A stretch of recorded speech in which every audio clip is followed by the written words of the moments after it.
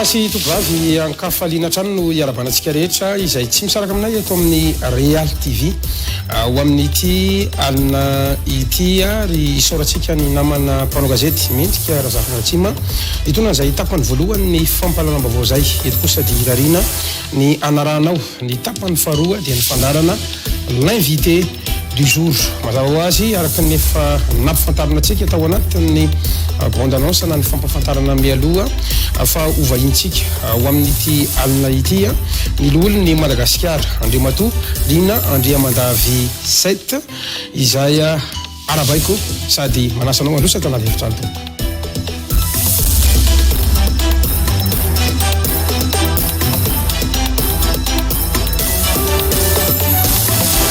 Rabanao Andriamatoa loholon'ny Madagasikara tonga somatsara eto amin'ny fandarana l'invité du jour eto amin'ny Real TV ho amin'ity ality ary ankasitrahako sady ianao nanaiky namalina fanasana satria tena tampoka be vao tamin'ity alina ity ianao no natsona dia nanaiky izany fanasana izany mba hahafany vahoaka malagasy mahafantatra bebe kokoa an'izao raharam-pirenena mihazakazaka zao tonga sotopoka mankasitraka ny amin'ny fanasana ary ampifaliana no iatrehana izany fanasana izany eto amin'ny Real TV ary isorana manokana anao namana mpanao gazety Gasikara Fianso amin'izany fanaisana izany. Akasitraka indrindra tompoko raha mamela kely anao iaraba manokana ho andreo mpanaraka ny fandarantsika amin'ny alalan'ny tamandrotra serasera Facebook mivantana amin'ny alalan'ny Facebook ihany koa mantsy izao fandarantsika izao anaovana kompatarana manokana ianareo indrindra fa ny any Canada sy ny ao Paris izay nampafantatra fa manaraka isan'andro ny fandarana l'invité du jour ao anatin'izany page Facebook izany mihazakazaka ny raharam-pirenena Andriamatoa loholon'ny Madagasikara samy naneo hevitra na ny mpahalalana na ny mpanao politika indrindra fa ianareo teo anivon'ny antenimirandoolona tamin'ny alalan'ny filohan'ny antenimirandoolona ary nasika fiteny mihitsy ny androany raha nahita ny didy fanapahana navoaka ny fitsarana avy momba ny lalam-panorenana iny ny fahadimy ny volana febroary lasa teo izay tokoa no niboatsika ny dindinka sy ny tafatafa ho amin'ity alina ity na izany aza nefa mamelalo anararoatra kely satria izao ihany koa anao vao hita ataontsika amin'ny fahitalavitra sahala amitony miresadresaka aminay mpanao gazety rehefa mahita an'izany ataontsika hoe loholon'ny Madagasikara Rina Andriamandavy 7 izany mantsy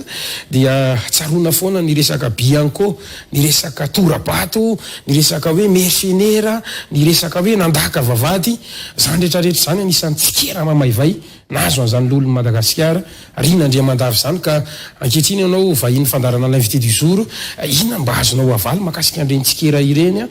manaiky fenao fa tena nitondra mercenaire teny amin'ny Bianco tokoa tamin'ny raharaha Claudine Razanamaso iny ny Torabato ny Bianco ve tompoka mbola manantitra ny fankasitrahana ny amin'ny fanasana ary dia afaliana lehibe ho ahy no tonga eto amin'ity toerana ity ny Real TV miaraba manokana ny Real TV ny amin'izany sehatra ny fampalalana vaovao izany fa indrindra ny fifanankalozan-kevitra mivantana toy izao izay anana ny vahoaka malagasy eto an-tanindrazana sy any ivelany ihany koa misitraka ny fanehoan-kevitra samihafa ka izay fankasitrahana izay sy firarentso no voalohany teny ny faharoa dia raha ny tantarany Rina Andriamandavy 7 mpanao politika tokoa dia nisy izay raha ho antenako manokana dia semban-drahona ary nankalazaina tamin'ny Ainao Manjery fa raha ny filazako azy amin'ny terminolojia journalistika tsotsotra dia hoe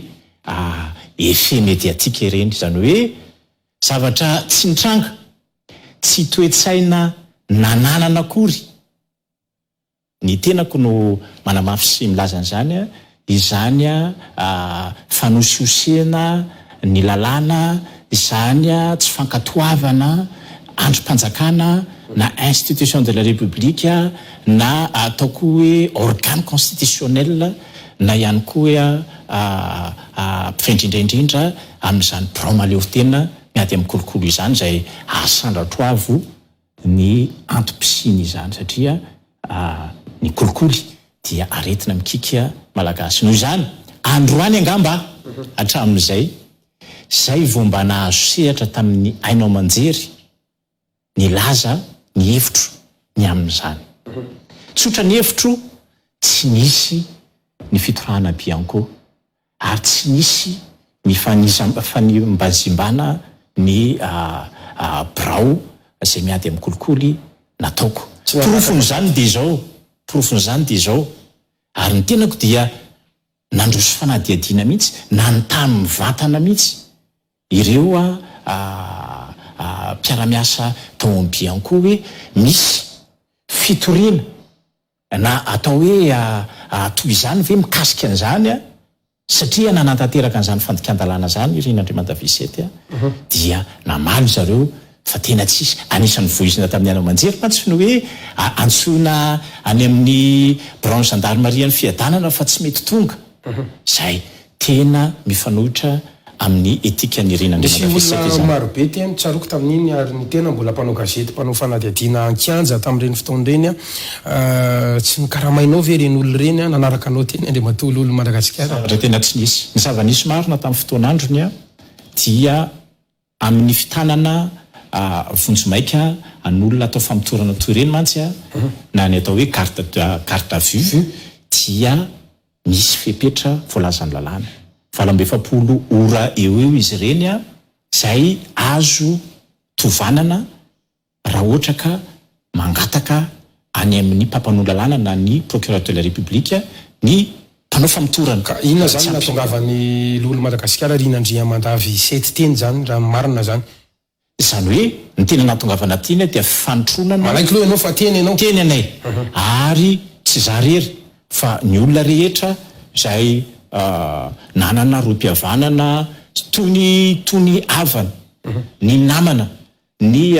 mpifankalala amin'ny olona zay voaroroy tamin'izany dia teny ihany koa ny tenako fa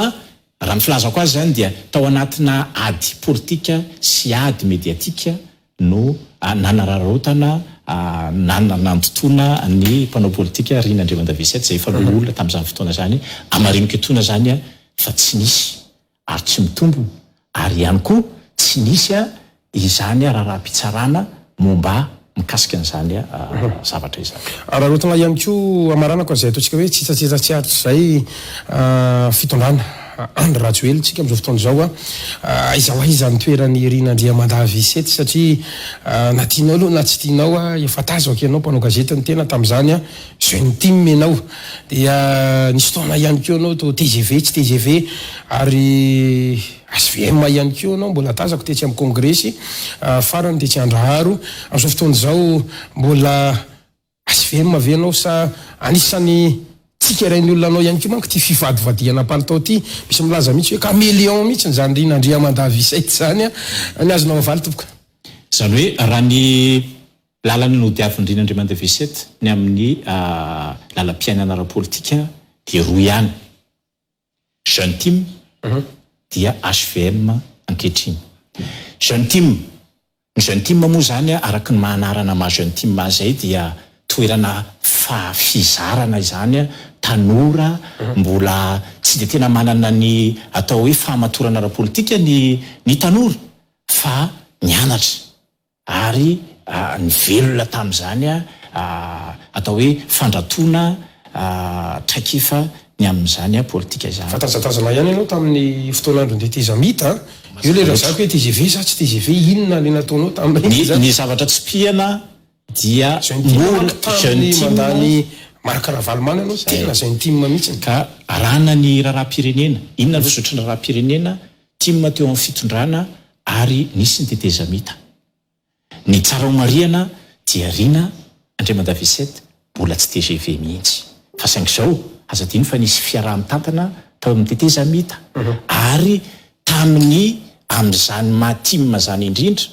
zay nisy tsy fitofikevitra maromaro ihany koa moa tao anatiny no nahatonga ny tena kopikambana amin'ny gouvernement tao amin'ny Teza Mita. Tsy ho afaka hiteny sika fa izay tao anatin'ny gouvernement iaraha-mitantana dia nivadika ho TGV daholo akory fiaraha-mitantana ny Teza Mita zany hoe nitazona ny mampikambana team manay izahay tamin'izany fotoana izany fa rehefa vita ny Teza Mita ka tratra nini zay le tantara-pirenena tratra nini na ny mpitarika Marc Ravalomanana na ny mpitarika Andry Rajoelina tamin'izany dia lasa samy nanana ny safidiny satria ilay na resy lahatra anay ho candidat dia tsy candidat ary tamin'izany no nisafidiko anoana ny Hery Rajaonarimampianina zay candidat tsy nampozina ihany koa fa nipoitra tao anatin'izay fimpitoana izay ka nanomboka hatreo dia lany somatsara ilay candidat Antoanako Hery Rajaonarimampianina dia nanaraka ny antoko politika zay no foronina tamin'izany fotoana izany tsy hoe efa nisy akory fa niarahana morona dia ny HVM zay misy ankehitriny ary malo olona amin'izao fotoana izao. Noho izany Rafitinina dia nianatra amin'ny politika tao anatin'ny antokony team tsy lasa candidat ny candidat principal ny team dia resy lahatra tamin'ny candidat anankiray dia lasa HVM ao anatin'ny fahamatorana tanteraka ny loholona Rinandriamandavisy tamin'izao fotoana izao. Enary makasiraka tompoko tsitsitsitra tsy haritra ihany moa reny zany mba ahafahantsika miroso ao anatin'ny dingadinga ny matolo olona Madagasikara iroso ao anatin'ny adihevitra isika isorana bevata ho ahy ianao like mifanasana satria maro any ianareo zay sénateur no natsonay matahotra an'io hevitra andeha ataoko mihitsy hoe matahotra ao anatin'izao raharaham-pirenena izao eny fa hatramin'ny ataontsika hoe olobe zay heverina hiarakaiakatra aminao tamin'izao fandaran'izao ary dia ataontsika hoe nidesista tamin'ny ora farany ka zay no isoraka anao faharoa dia raha iresaka an'izany Rinandriamandavisy zany tsika dia anisan'ny olona tena hoe loyal olona tena hoe fidèle tamin'ny filoham-pirenena teo aloha Andriamatoa Hery Rajaonarimampianina ianao ary nijoro foana ianao tsy nisy famadihana palitao tao anatin'izay fimpitoana ny tantanan'ny Hery Rajaonarimampianina ny firenena izay ankehitriny ary ianao dia mbola tazako tetsy amin'ny kongresy hoe tery am-piandohana nahitako hoe tena fidèle tia Rinandriamandavisy tia ary tena loyal zay no nanasako anao mba hitondra an'izay adihevitra zay andro any satria maro zany nivadibadika hevitra amin'izao tsy samy maneho hevitra nanasana manokana notsipihan'ny ACC ary noporofon'ny ACC fanandika lalam-panorenana ny filohan'ny repoblika tamin'ny alalan'ny hoe tsy fampiarana zany ny didy navoakan'ny ACC makasika ny hoe didy tsy volana 5 zay noraisin'ny filoha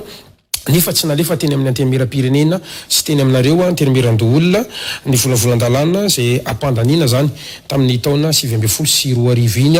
ny voaka izy ny 15 ny volana febroary lasa teo manahoana ny réaction politique anao amin'ny maha-politisiana anao fanofaroa amin'ny maloholona Madagasikara anao momba niny didy fanapana navoakan'ny ACC iny tompoko. Ny atao hoe fihetsem-po dia fahafaham-po ny amin'ny hoe recevable nahatafita hevitra anankiray lehibe ho fitazomana ny tanitandalana ny antenemeran-dolona. Izany hoe ny fahafaham-po lehibe amiko amin'ny mahalolona mpikambana ao amin'ny androm-panjakana io satria tokoa mantsy dia hevitra novelabelarina izay tsy takona fenina ny amin'ny hoe tsisy ilana azy ny antenemeran-dolona dia mazava noho izany fa noho ny fakan-kevitra nataon'ny antenemeran-dolona tamin'ny alalan'ny filohany izay resa lahatra sy nahatsapa fandikana lalam-panorenana dia notivety ny rano natsakaina fa tsy diso hevitra izay fa nisy fandikana lalam-panorenana tamin'ny alalan'ny fanapahana aotra 5 aotra 4 tsipika ACC tsipika D3 tamin'ny 5 febroary 2020 zany hoe omaly zany. Ka raha mombamomba ny fanapahana io zany dia fantatsika tsara ny tantara fa io dia zany hoe ny andohan'ny tantara dia ny hoe fahefana nampindramin'ny antenemeran-dolona ny filoham-pirenena io. Taditsika tsara fa tsy mbola nisy antenemeram-pirenena tamin'izany ary izay indrindraindrindra raha no nanomezana sy nampindramana fahefana ny filoham-pirenena amin'ilay atao hoe pouvoir de légiférer ary nanangatanana tamin'ny alalan'ny maro anisa tanteraka ny antenemeran-dolona. Antenemeran-dolona zay lazaina ny hoe tsy tia tandrazana manao ny fomba rehetra anakanana ny fahefana-panatanteraka tsy hanao ny asany tsia ny antenemeran-dolona ny androm-panjakana iorery any satria mbola tsy nisy hoy ny antenimieram-pirenena no nanaiky tamin'ny alalany tsangatana ny mpikambana rehetra fa omena fahefana ny filoham-pirenena. Zany moa zany dia manaraka ny lampanirena ao amin'ny 400 izay eto masoko eto no hoe ny antenimiera amin'ny alala latsabato ataon'ny antsasamanila mpikambana mandrafitry ny antenimiera tsirairay dia afaka mamindra fahefana amin'ny filoham-pirenena. Anao lalàna mandritry ny fotoana voafetra sy mikasika toe-javatra voafaritra. Io 400 lampandrenana io no zany no nanome alalana ny antenimieran-doolona amindra fahefana any amin'ny filoham-pirenena satria tokoa na dia fahefana mpanao lalàna ary ny antenimieran-doolona dia mifandrindra sy mifameno amin'ny antenimieram-pirenena no ananany an'izany fahefana feno maha-parlementazy izany. Izay ny zava-nisy. Ka dia nandeha natao ny fanamarinana izany faneken'ny antenimieran-doolona zany tany amin'ny HCC raha manaraka ny lalam-panorenana. Dia tamin'izany no namoahan'ny HCC lay fanapahana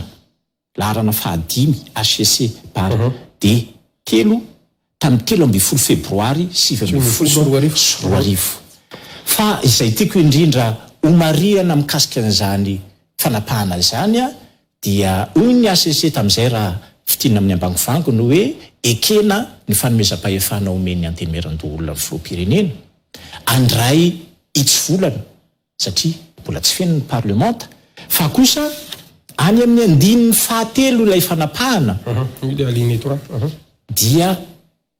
mialatsiny fa amin'ny teny frantsay no ananana dikateny ao amin'ny site officiel dia no hoe 9 article 3 les projets de loi de ratification des ordonnances doivent être déposés devant le Parlement au cours de sa seconde session ordinaire de l'année 2019. De l'année 2019. Zany hoe tamin'ny session parlementaire farany teo tamin'ny 2024 dia nodidinity fanapahan'ny HCC ty ho tsy maintsy hoentina ilay projet de loi de ratification. Azavaiko ny anton'izany zay noentiny ny HCC moa fanazavana. Fahefana nampindraminy ny parlementa amin'ny filoham-pirenena ny droit de légiférer. Aoka ho tsy aivina fa misy principe constitutionnel lehibe izay mamaritra ny firenena républicaine rehetra dia izay principe izay no atao hoe principe de séparation des pouvoirs. Zany hoe fisaram-pahefana. Ny anton'izy io dia zao ny fahefana mpanao lalàna dia misaraka amin'ny fahefana mpanatanteraka ary misaraka amin'ny fahefana mitsara. Fonction législative dia misaraka amin'ny fonction exécutive ary misaraka amin'ny fonction juridictionnelle. Ny antony dia tsotra na ny fahendrentsika malagasy aza mba milaza an'izany hoe ianao ve dia sady ho mpitsara no ho tsaraina. Atahorana isiny fanapara-pahefana noho izany ka dia sarana ho tsy azo afangaro izy ireo. Ary ny olombelona tsirairay dia tsy azo atao ho sady mpanao lalàna no mpanatanteraka. Nataoko hoe mpanatanteraka no mpitsara. Tsy azo afangaro zany. Zay principe de séparation de pouvoir izay dia mahasarotiny anay satria principe fondamental de notre constitution. Zany hoe io dia ilay fahefana nananany fahefana mpanao lalàna. Zany hoe ny parlementaire, ny antenimieran-doolona sy ny antenimieram-pirenena no ny antony tsy miankina satria mbola tsy voafidy dia nampindramina ny filoham-pirenena mba tsy ampikatso ny raharaham-pirenena amoaka an'izay itsyvolana izay. Ordonnance amin'ny teny frantsay. Fa kosa rehefa tapitra ny fepitoana izay voalaza ny HCC dia averina aingana any amin'ny parlementa rehefa mijoro ny parlementa mba ho lasa lalàna zany hoe lahitsy volana ovaina o lalàna. Zay zany a ilay projet de loi de ratification. Izany hoe lay fahefana nampindramin'ny parlementan'ny filoham-pirenena dia averina any aminy mba hodiniany sofakafakainy raha tena tsy nisy fioaran-dalàna nataon'ny filoham-pirenena. Io lay voasosy. Ka somary lava moa ny fanazavanao ny niko tena tsy nitapana mihitsy anao dia matolo olon'ny Madagasikara fa ny tiako evina mantsy marina ny tokantrano mety mbola tsy mahazo an'le resakintsika décision numéro 4 tiré ACC par D3 izy io de 5 février 2020 fa kiko ngamany hoe relatif à une requête aux fins de caducité averiko tsara caducité d'ordonnance prise en Conseil des ministres par le président de la République. Article 1, la demande du président du Sénat est déclarée recevable. Inona tiako atongavana tsy maintsy ampiarina ny didy avoakan'ny ACC raha ny article 120 zany alinéa 3 de la Constitution angalam-pirenenantsika amin'ity république fa efatra io resaka io zany hoe les arrêtés et décisions de la haute cour constitutionnelle s'imposent à tous les pouvoirs publics. Inona tiako atongavana hoe tsy azo ivalozana io fa mivoaka ary ny décision-ny ohatrany nampiakapeo nareo itsika nanaiky hoe tsy azo ivalozana inona zany a nataontsika hoe tena olana ho anareo zany ao anatin'izay raha zay. Arak'izay voalazanao sy indrindra dia ny andinin'ny faharoapolo amin'ny zato ny lalam-panorenana dia manamarika mihitsy ny amin'izany hoe didy tsy azo ivalozana ny fanapahana avoakan'ny ACC. Azadiny fa raha ty tantara fohy ity dia efa nisy fanapahana roa sahady na maromaro fa raha tsy ahivina noho izany ny décision 05 tiré ACC par D3 du 13 février 2019 toizako kely hoe concernant la loi numéro 19/001 déléguant le pouvoir de légiférer au président de la République. Ty zany le fahefana nampindramina amin'ny filohan'ny République dia milaza mazava tsara izy io ny hoe tsy maintsy averina any amin'ny parlementa efa nivakiko teo aloha dia tsy averenako tsony mandritra ny session deuxième session 2019 zay le fanapahana. Ity fanapahana ty dia efa voakasikilay article 20 hoe tsy azo ivalozana ary tsy maintsy tanterahan'ny fahefana rehetra na fahefana-panatanteraka na fahefam-pitsarana. Nagaganaika na tonga n'ilay atao hoe tsikera tsoroko aloha zany fa fihetseham-po anankiroa no nandrafitra ny tsikera izay navoaka ny antemeran-doolona. Ny tapany voalohany dia fahafaham-po noho ny hoe niaiky ny ACC fa fandikan-dalàna ary fanitsakitsahana lalam-panorenana ilay ataon'ny fahefana-panatanteraka. Ka izany indrindra dia voalaza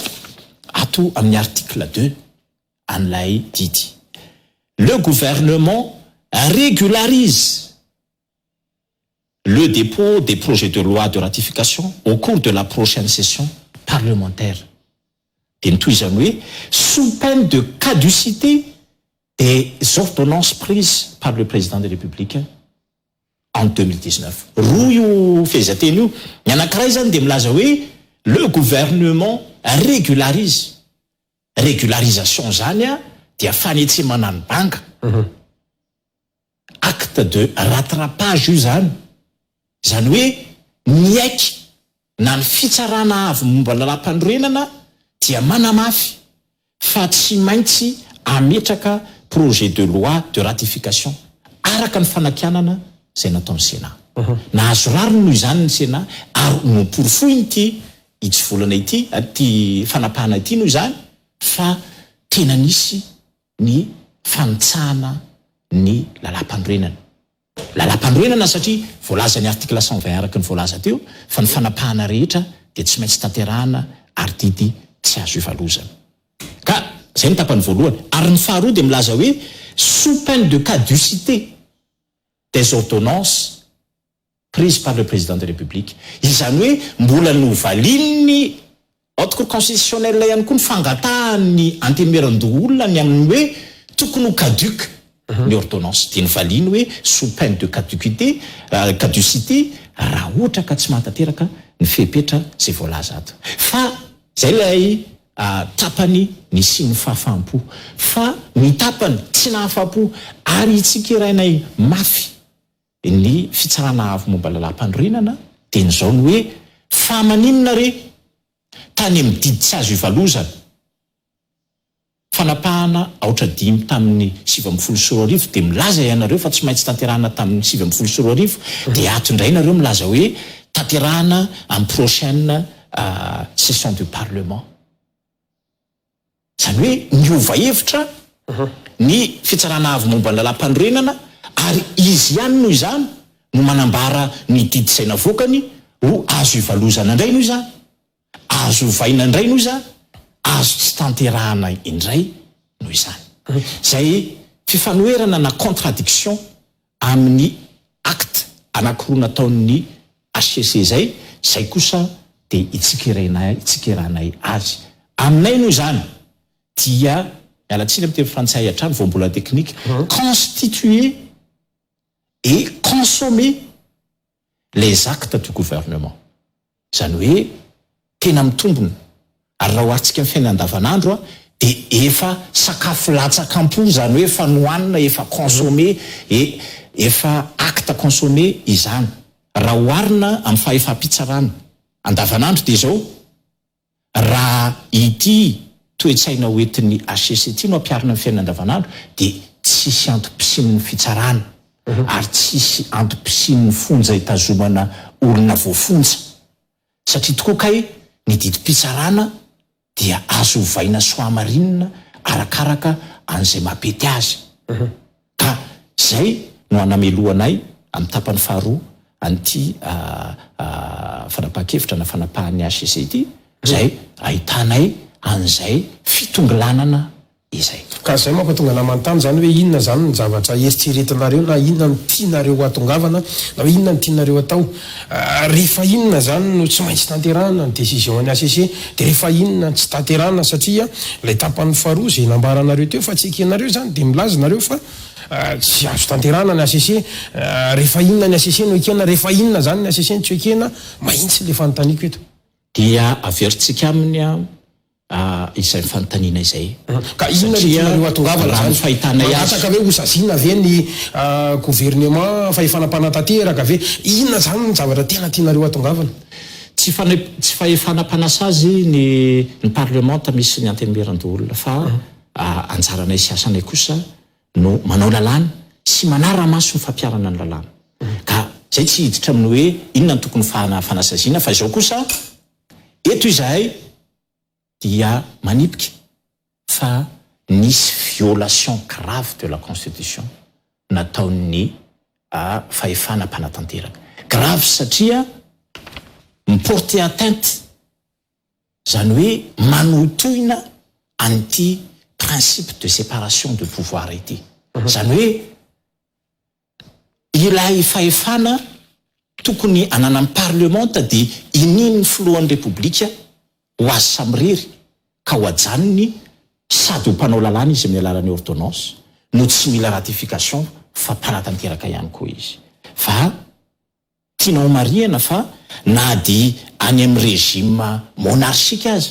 zany hoe fahefana mpanjaka ndao aritsika fa Grande-Bretagne zany hoe ny Royaume-Uni dia mbola mpanjaka. Ny mpanjaka Elisabeta faharoa no mpitondra azy fa mbola miasa amin'ny tanjany sy ny herin'ny rehetra sy ny fankatoavan'ny vahoaka azy ny parlemanta. Fa izao fihetsiky ny filohan'ny repoblika sy ny fahefanam-panatanteraka izao dia mitovitovy amin'ny régime de la monarchie absolue. Zany hoe le fahefana mahampanjaka tsy lefeso mandindy ka dia misavovonao aminy daholy ilay fahefana rehetra. Ao le concentration des pouvoirs zany. Sady mpanao lalàna, no mpanatanteraka, no mpitsara. Ka io dia tsy ekenay zany hoe principe fondamental de la république mihitsy de la constitution ihany koa io arovan'ny Sénat androany io. Mba tsy ho alaim-panahy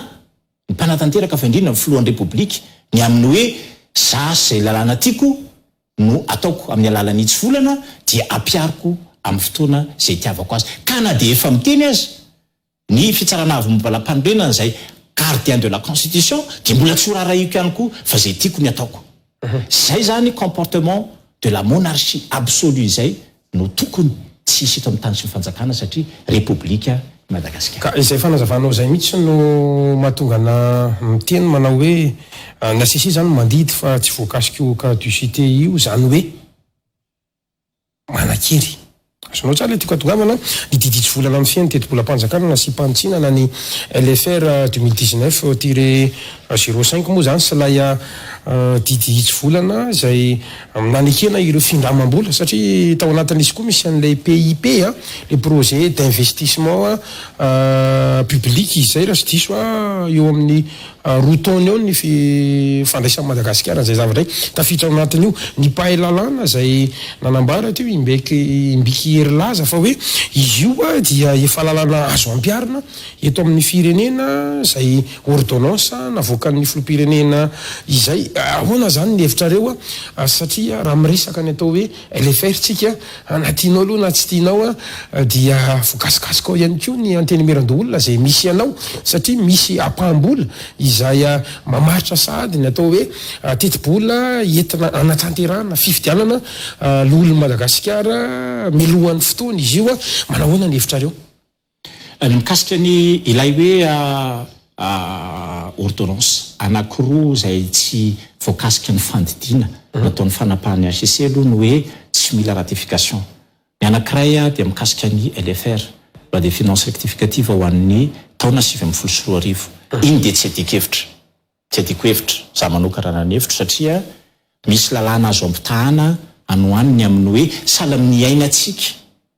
ny loi de finance initiale 2020 amin'izao fotoana zao zany dia fantatsika tsara fa tsy lany tao amin'ny antemeran-doolona ka noho izany dia lasa itsyfolana. Ordonnance zany zao no mifehy LFI 2020 dia miantra ary azo hitantanana ny firenena. Saingy ordonnance fa tsy loi. Poka zava. Zany hoe na tiana na tsy tiana dia misy lafiny légitimité. Zany hoe tsy ny parlementaroa tota no niarana andany azy. Misy tsikera ao. Misy tsy fafampo ao. Raha miditra amin'ny teny izay nataonao teo hoe fa maninona ny antemeran-doolona no tsy nandany ny LFI dia misy antony maromaro. Andao ho lazaina fotsiny hoe ny finiavan'ny fanjakana tao anatin'izany anisy TVA ny vokatry ny tatsaha. Katsaka. Lavy ny antemeran-doolona zany. Ny tatsaha zay efa mahantra dia mbola tovanana TVA mba hiakatra ny aba sy ny etra zay alana aminy dia ahoana no avy ny tatsaha. Ary efa prinsipa narovana taona lasa maro izany tamin'ny fitondrana maro ny fandimby no hoe ny vokatry ny tatsaha kosa le retsy zay ao anatin'ny fantrana tanteraka dia aleo mba iohatra izy aleo mba tsy asiana tatao-ketra mavesatra. Asa dino fa ambony dia ambony zany TVA zany. Anisany tsy na resy lahatra ny antemeran-doolona. Hoe fa maninona moa tsy any amin'ny toka sy ny sigara zay tsy mahasoa ny fiarahamonina sy ny fahasalamana maha-olona no ampiakarina ny hetra. Maninona ny mpanafatra automobile vaovao concessionnaire zay mazava loatra fa tsy manana an'izay fahefa mividy zany no malagasy maro an'izy no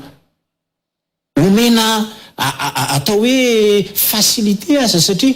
rehefa lafo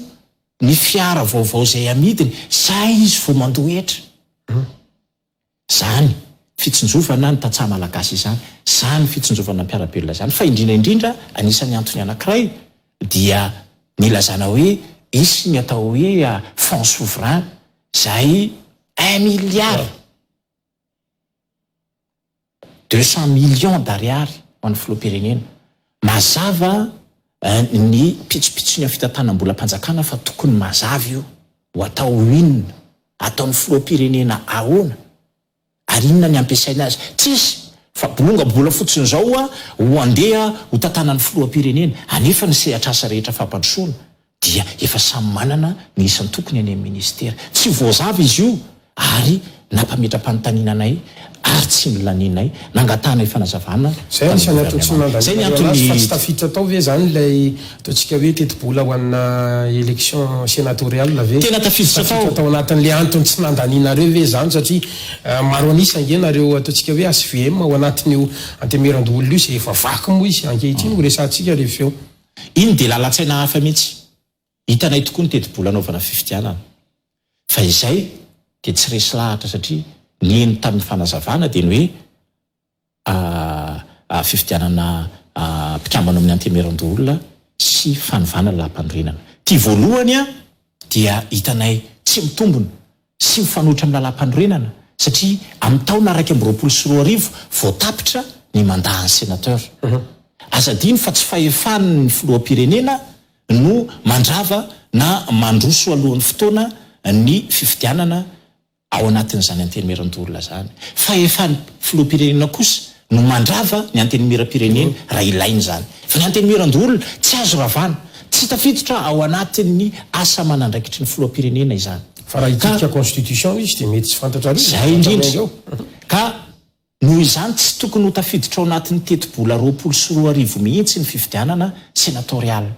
fa any amin'ny loi des finances 2021 izay mahatapitra ny mandahan'ny sénateur. Zay antony teknika sy lalàna mifanaraka amin'ny lalam-panorenana ny antony tsy anekena izany fa tsy mibotoerana zay kory voalaza ao amin'ny lalam-panorenana mazava tsara fa 5 taona ny faharetany fepito-piasana na ny mandahan'ny sénateur. Mikasika indray ny lalam-panorenana mbola tsy naneho hevitra ny antemeran-doolona fa za manokana l'olona Rian'Andriamantavisety dia mba te amosaka an'izao hevitra manokana izao.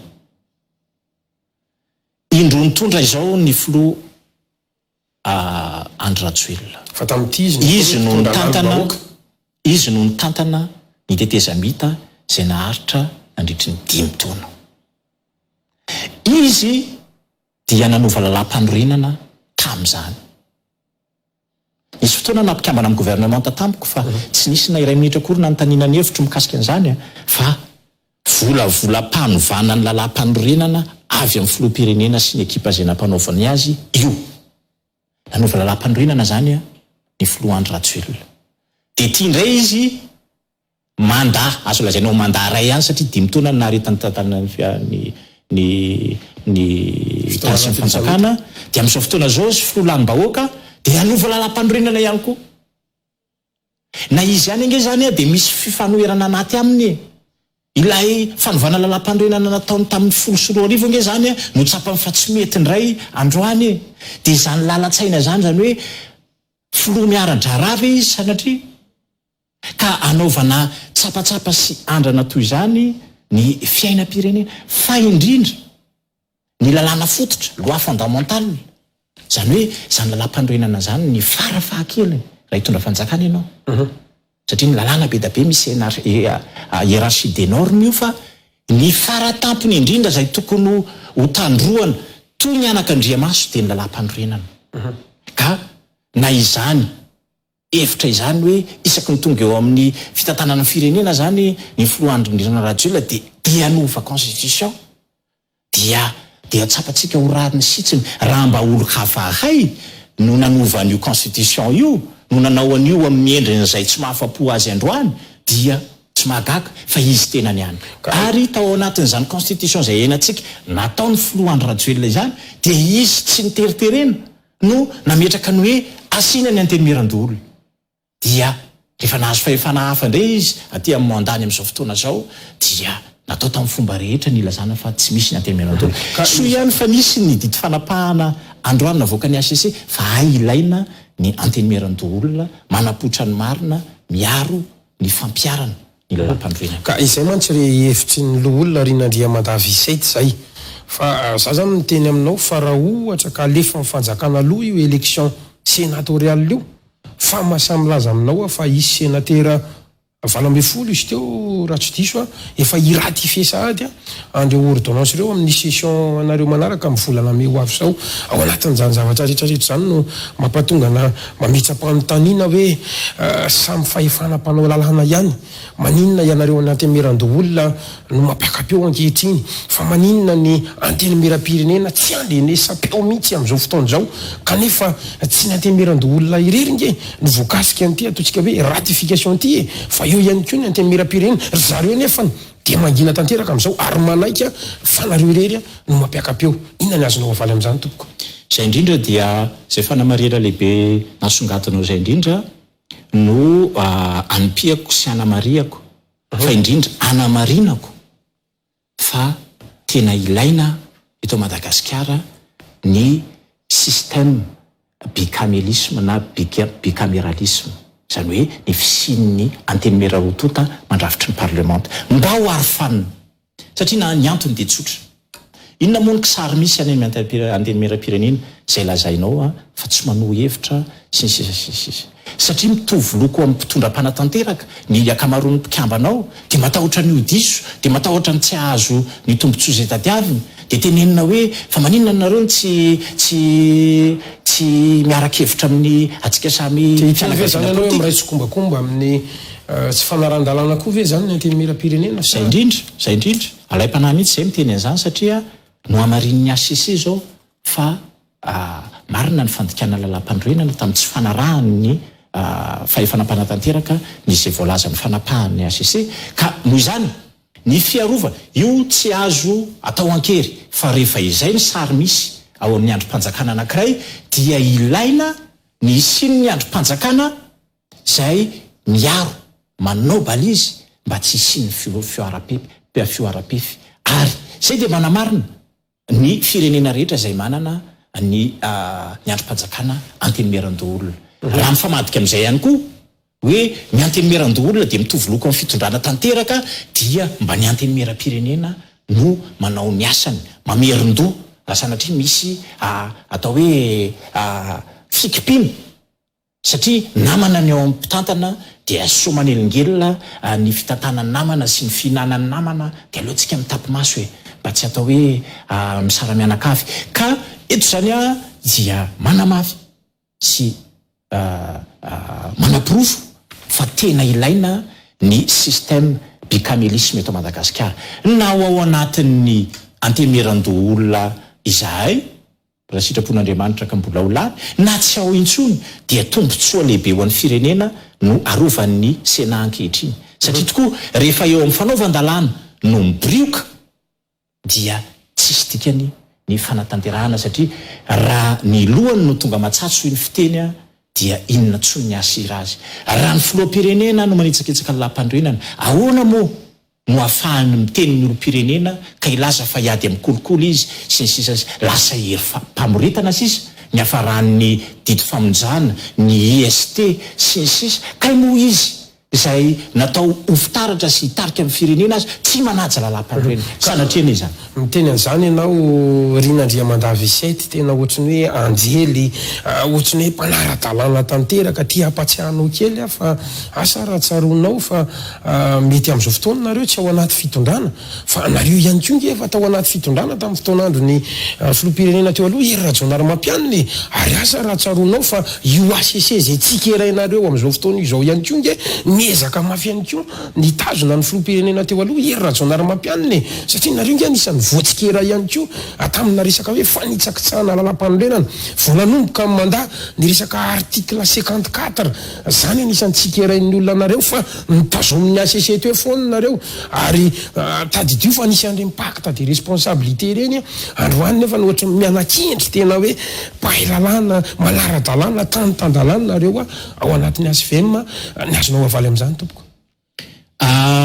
tsy hiditra amin'ny adefitra ny hoe anisany hoe rehefa tsy eo amin'ny fitondrana dia mampiakapeo fa rehefa eo dia ohatra mialokaloka ka nahafahanao tsikerany antenimera-pirenena tony nataonareo tamin'izany fotoana ihany koa zava-nisy dia zao izay fanapahana ny raisin'ny ACC dia no tanterahan'ny fanjakana HVM antsakany sy andavana meko ohatra lehibe amin'izany ianao ohatra kely ka mifarany rehefa nisy ny savorovory politika teto Madagasikara nihetsiky ny 73 député sy ny sisa dia tadidio fa nandray fanapahana ny HCC milaza hoe tsy maintsy ravainao ny gouvernementa ary manangana gouvernementa iombonana. Dia tanterahan'ny filoha Rajaonarimampianina amin'ny Tsipriana zany. Nanome fanapahana hafa indray tsy maintsy mametra-pialana ianao araka ny lalam-panorenana raha te hilatsaka ho kandida. Nametra-pialana ary voalohany ny filoham-pirenena Perinasa taty Afrika nanao izany. Mba ilazana sy izay mahasamy hafa ny filoha Rajaonarimampianina sy ny filoha Andry Rajoelina amin'izao fotoana izao dia tsy nikipy na anaraka tsakany sy andava ny fanapahan'ny HCC ny filoha Rajaonarimampianina fa napiatra an'izany amin'ny Tsipriana. Izay mifanohitra amin'ny filoha Andry Rajoelina ankehitriny izay efa voalaza ray volana na roa volana lasa tamin'ny décembre 2019 hoe tsy maintsy manao ratification ianareo amin'ny deuxième session 2019 dia tsy tanterahany. Ka raha ampitatsika noho izany dia filoham-pirenena manaja sy manatanteraka ny fanapahana araka ny article 120 de la constitution ery ary filoham-pirenena tsy manaraka ny fanapahan'ny HCC izay voalaza amin'ny article 120 ny filoha Andry. Tena zany ianao fa nisy any konge teto amin'ny firenena ka tsy adiontsika ny tantara dia mato lohan'ny Madagasikara izy nandria mandavisety tsy nahafatsangana HCC mihitsy ngenareo teo amin'ny fitondrany ny antemera-pirenena reny nangataka karazana empêchement na hodikodiny HCC teo fa voatazana teo amin'ny fahefana ihany ngenareo hoe tao anatin'izay ny nampatonga na ny teny teo hoe ohatra ny rehefa tsy ao anaty fitondrana mampiakape daholo ao anatin'izany rehetrarehetra zany. Mbola manana fanazavana mitombona ihany koa ary voafaritry ny lalàna sy ny zava-nisy teto amin'ny firenena. Manaiky filohanao fa tsy nitsangana ny HCC tamin'ny tsy nitsangana satria mazava ny pitsopitsoky ny lalàna mandrafitry ny HCC. Misy solotena ny fahefa-pitsarana ao anatiny, misy solotena ny antenimerahan-doolona ao anatiny, misy solotena ny antenimera-pirenena ao anatiny, misy misolotena ny organisme izay misahana ny fitandronan'ny zon'olombelona ao anatiny sy ny sisa sy ny sisa. Izany hoe ireo solotena na androm-panjakana sy organisme constitutionnel voalaza ireo no mandrafitra ny HCC. Ka nisy noho izany satria tamin'ireo organisme constitutionnel ireo izay mbola tsy tafatsangana akory tamin'ny fotoana namerany lalam-panorenana azy dia mbola tsy voafidy ilay solotena. Zay ny antony. Izany hoe antony tsy niakina tamin'ny filoham-pirenena fa antony izay niakina tamin'ireo organisme constitutionnel izay mbola tsy afaka nandefa ny solotena noho izy ireo mbola tsy nitsangana. Tamin'izany ihany koa azadino fa tao afara kely ivelan'ny fepotona zay vao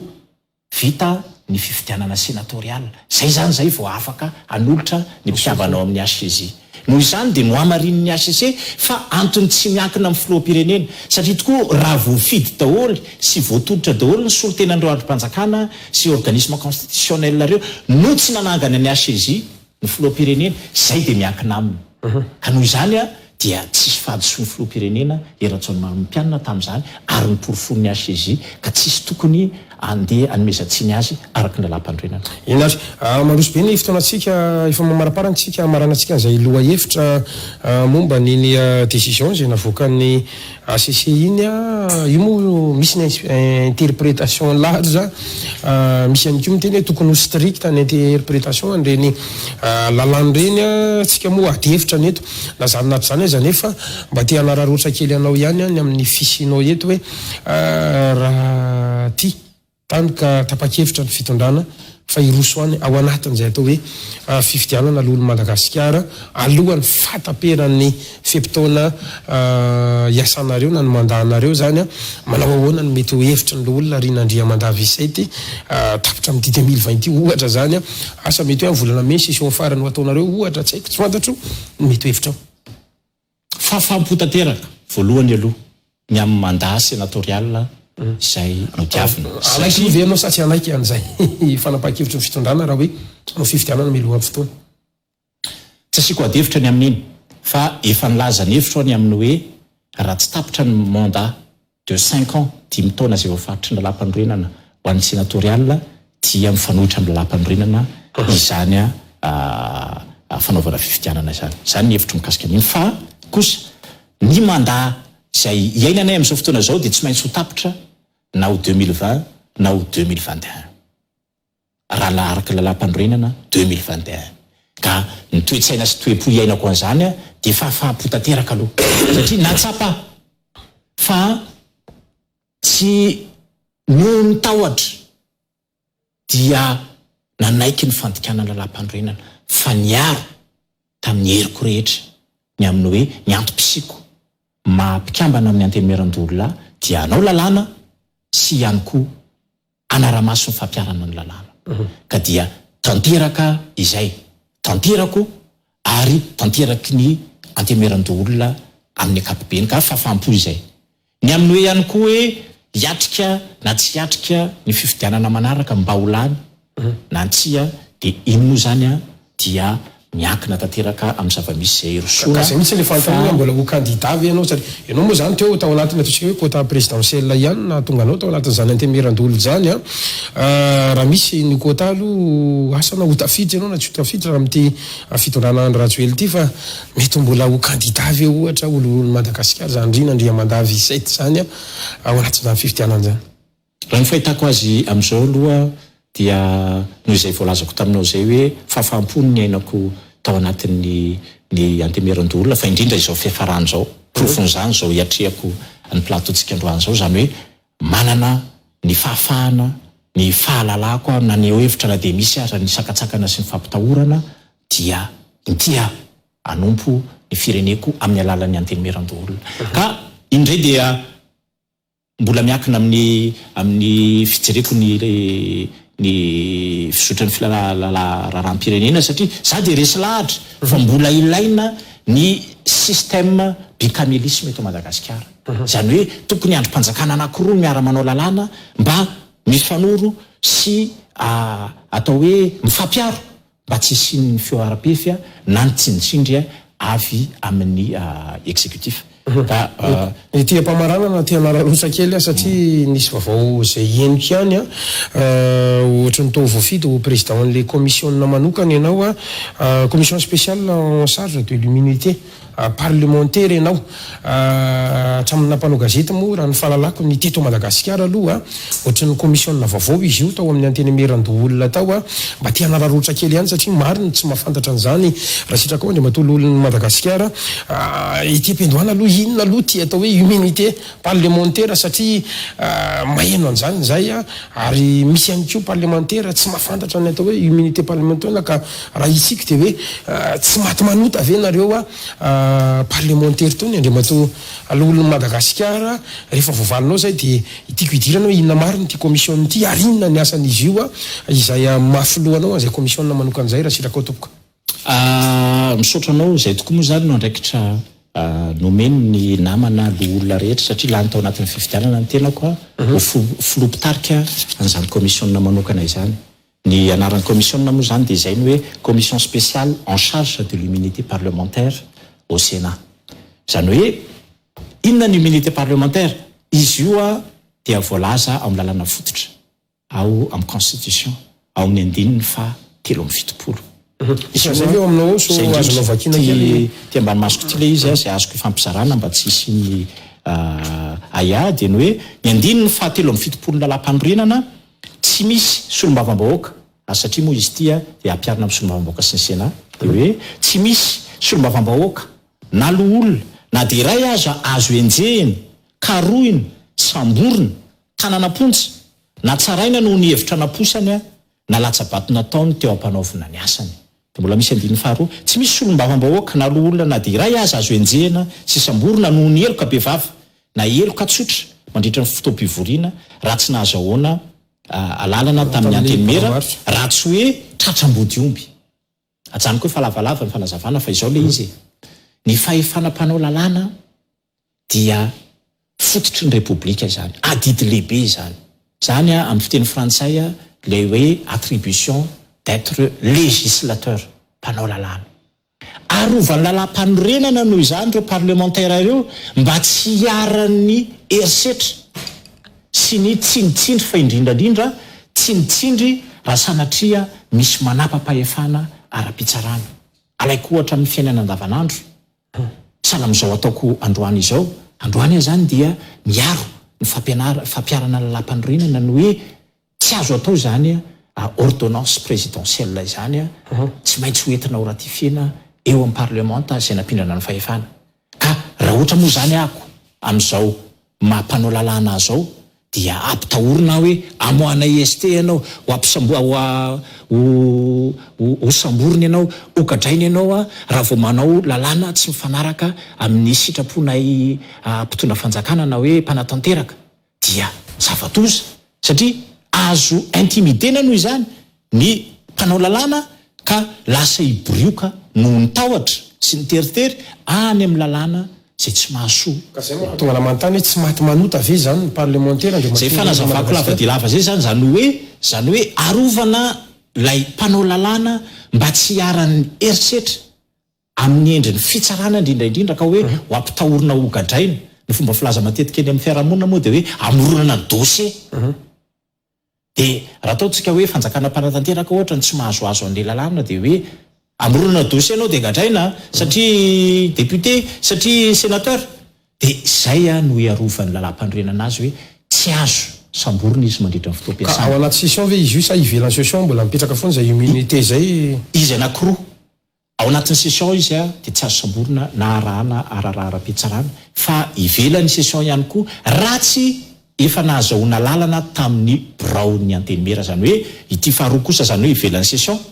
azo atao raha nanome lalana ny brao maharitry ny antenimera. Zany hoe ny fiarovana an'ilay parlementaire tsy hiarany tsinitsindry sy ny teritery fa anao lalàna araky ny conscience ho an'ny fitiavan-tanindrazana no anaovana an'ilay immunité parlementaire. Ka ny commissionna manokana zay ny fidina asan'izy io moa zany dia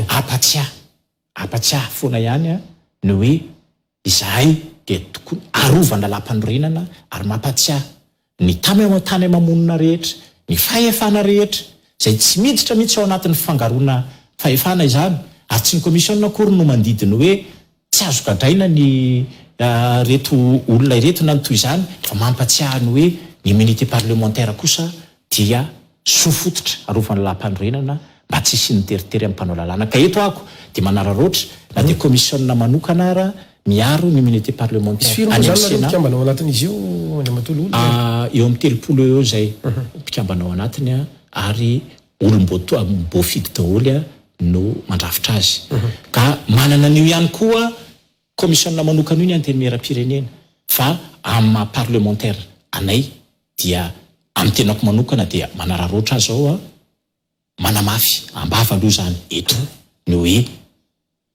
resy lahatra izay resy lahatra ny tenako ary mangataka ny fahefam-pitsarana mba hamotsitra an'ilay solomba-vahoaka anankiroa voatanaponja amin'izao fotoana zao. Ny antony dia tsotra ho an'ny anankiray izay mbola tazomina vonjy maika fa mbola tsisy didy famonjana dia tsy hitanay ny antony hitazomana azy miantoka azy mihitsy aza ny namany hoe tsy andositra io olom-boafidy io avelao izy anao ny asa amin'ny maha-parlementaire azy aloha ka rehefa tonga ny didim-pitsarana manameloka azy dia azo ampiarina izany. Ny faharoa zay efa nisy didy fanamelohana kosa dia aza dino fa zo fototry ny pirenena no manao fampiakarana amin'ny ambaratonga pitsarana hafa raha sanatrika ambonimbony kokoa dia mbola tsy tapitra izay mbola fitsarana ambaratonga voalohany nanameloka azy mbola afaka mampiakatra izy ary fampiakarana eo ambony mbola azo ampiakarina ihany koa zany hoe mbola tsy tapitra ka tonga ho didy raikitra le famonjana azy maninona izy tsy avela anao ny asa maha-parlementaire azy azadino fa fanasazina an'ilay circonscription administrative circonscription électorale ny fidy azy satria tsy manana solombavam-bahoaka zao ilay fari-piadidiana zay trondra ny feo vahoaka izy. Ka eto moa zany amafilon commission any amin'ny Sénat na dia amin'ny Sénat fa ny trano lehibe hitambaranay dia ny parlementa dia manao ny fangatahana ako amin'ny fahefana pitsarana ny hoe tsy andositra ireo avelao izy manao ny asa maha-parlementaire azy amin'ny kitso-po amin'ny kalalahana ao amin'ny conscience-ny satria asa lehibe ilain'ny firenena ny fanaovana lalàna. Eny ary andriamatolo olon'ny Madagasikara tapitra ny fepitaonantsika ny oatra kely ny fotoanantsika raha sitraka ao dia marana ny fandarantsika mankasitraka anao nanaiko vahiny ny fandarana l'invité du jour tamin'ity aliny lakamisy fahaenina ny volana febroary ity soraka ianao satria tampoka ho an'ny atsokanao kanefa nanaiky ianao hofana miadevitra manoloana andreny raha-pirenena ireny misaotra anao ary maniry mbola hiverenanao amin'ny fotoana manaraka raha toka mba misy ilainay mpano gazety sy ny fandarana anao mba hiverina eto indray mankasiraka tokoka ety ampamaranana fomba ny fandarana l'invité du jour ny fanontaniana hoe enina tsy ilao mba tsy asianao fanazavana fa na eny na tsy nivaly teninao amaranantsika anazy ary andriamatolo olony Madagasikara rina andria mandavy sedy fe raha toka omeny zao fitondrany zao toerana na seza dia anaiky fe ianao tokoka tsia makasitraka anao nanaiky hovahiny isorana ihany kotsika tany tokantrano nanaraka ny fandarana trano farany efa somary mamantonala ihany amin'ny folo ora latsaka zao mirary soantsika rehetra ary mirary alina mafinatra ho antsika rehetra izay eto amin'ny Real TV mandrapiona ho amin'ny rapitry indray ary tokolasy toko fafy veloma tokoka